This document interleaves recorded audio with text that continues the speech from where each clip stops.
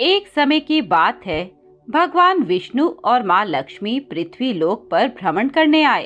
एक गांव में पहुंचकर उन्होंने अपना भेष बदलकर साधु और साध्वी का भेष धारण किया। तब माँ लक्ष्मी ने पूछा, स्वामी, आप आज पृथ्वी लोक पर किस उद्देश्य से आए हैं? क्या किसी भक्त पर कोई संकट है जिसके कारण आप मुझे भी साथ ले आए? तब श्री हरि विष्णु ने मुस्कुरा कर कहा, देवी, इस मृत्यु लोक में तो सब अपने कर्मों के अनुसार कष्ट भोगते हैं। मैं ये देखना चाहता हूँ कि इतने कष्ट सहने के बाद भी क्या ये पुण्य कमाते हैं, साथ ही भक्ति करते हैं या नहीं। सबसे पहले श्री हरि और माँ लक्ष्मी एक धनी सेठ के घर पहुँचे। वहाँ पहुँचकर उन्होंने सेठ जी को आवाज दी। उनकी आवाज सुनकर सेठ जी बाहर आए। उनसे भगवान विष्णु ने कहा, सेठ जी, आप पर तो माँ लक्ष्मी की बहुत कृपा है, फिर भी आप बहुत परेशान हैं। इसका क्या कारण है? सेठ जी उन्हें देखकर रोने लगे और कहा, साधु बाबा, मेरे कष्ट का कारण यह धन ही है जिसे आप लक्ष्मी जी की कृपा कह रहे हैं। मेरा सारा धन मेरे बेटों ने समेट लिया और वह घर छोड़कर चले गए। अब इस घर में मैं और मेरी पत्नी रहते हैं। वह बहुत बीमार है, बेटों को याद करती रहती है। यदि यह धन न होता तो लालच न होता और हमारे बेटे हमारे पास होते। ये सुनकर भगवान विष्णु ने कहा, सेठ जी, आपके कष्ट का कारण धन नहीं, आपके कर्म हैं। आपने धन गरीबों पर अत्याचार करके कमाया और उससे अपने बच्चों का पालन पोषण किया। इसी कारण वह धन को अपना पिता मान बैठे। ये कहकर दोनों आगे चल देते हैं।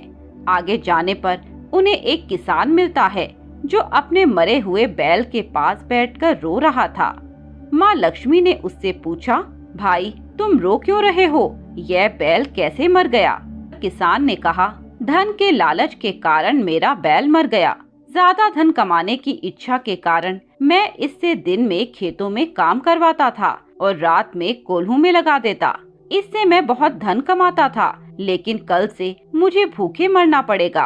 अगर संसार में धन न होता, ना मुझे लालच आता और ना मेरा बैल मरता।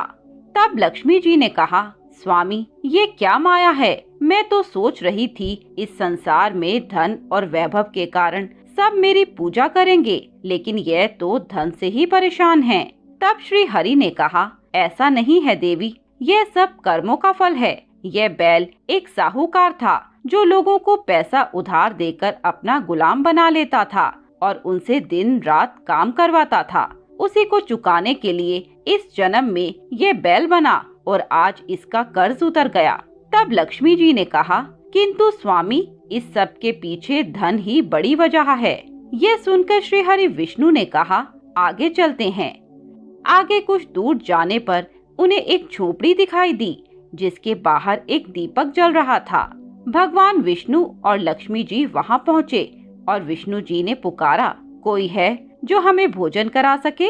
यह सुनकर एक औरत घर से बाहर आई और बोली, हे साधु जनों, पधारिए, मेरे छोटे से घर में आपका स्वागत है। वे दोनों अंदर चले गए। तब लक्ष्मी जी ने पूछा, आपने घर के बाहर दीपक क्यों जला रखा है? तब उस औरत ने कहा, मेरा नाम सुजाता है। यह दीपक मैंने आने जाने वालों के लिए जलाकर रखा, जिससे वे अंधेरे में रास्ता न भटक जाएं और यदि उन्हें कोई कष्ट हो तो हम उनकी मदद कर सकें।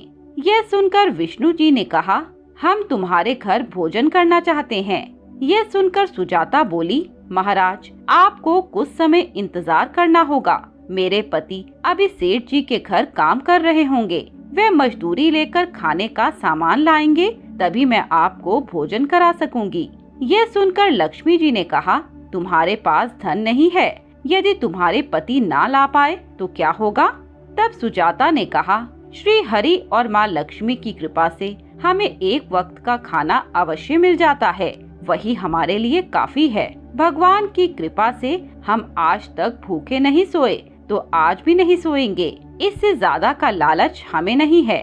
कुछ समय बाद उसका पति सामान लाया और दोनों ने खाना पकाकर साधु और साध्वी के सामने रखा। खाना रखकर सुजाता ने कहा, ये रूखा सूखा हम भगवान का प्रसाद समझकर ग्रहण करते हैं। आप भी प्रसाद समझकर भोग लगाइए, इससे आपको संतुष्टि मिलेगी। भगवान विष्णु और माँ लक्ष्मी ने भोजन किया। इसके बाद लक्ष्मी जी ने कहा, हमने तो भोजन कर लिया, लेकिन तुम्हारे लिए कुछ नहीं बचा। सुजाता ने कहा, नहीं, अभी एक चावल का दाना बचा है, वही हमारे लिए काफी है। भगवान का प्रसाद चखने को भी मिल जाए तो यह परम सौभाग्य की बात है। उनका समर्पण देखकर भगवान विष्णु और लक्ष्मी जी अपने असली भेष में आ गए।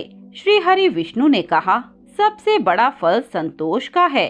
धन सभी के लिए आवश्यक है, किंतु लालच में फंसा इंसान उस धन का भी सुख नहीं उठा पाता। तुम दोनों ने आज खुद भूखे रहकर हमें भोजन कराया। आज से इस घर में अन्न धन के भंडार भरे रहेंगे। दोनों पति पत्नी उनके चरणों में गिर गए और बोले, भगवान, यदि कुछ देना है तो अपनी भक्ति दे दो। भगवान विष्णु और माँ लक्ष्मी ने उन्हें आशीर्वाद दिया और वे अंतर्ध्यान हो गए। उस दिन से वे दोनों भजन और सत्संग में अपना सारा समय बिताने लगे।